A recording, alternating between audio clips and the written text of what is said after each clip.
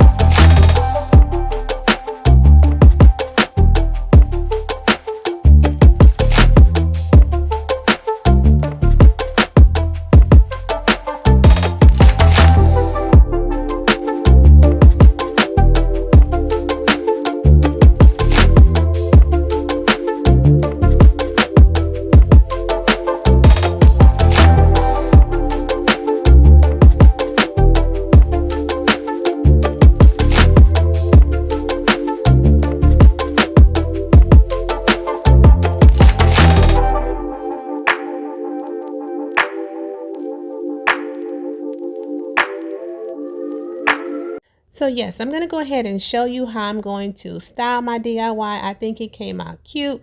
I'm using pops of yellow in my kitchen with a dab of teal. I'm going to show you this vignette. Then I'm going to get a container and throw some lemons in there for another small kitchen vignette.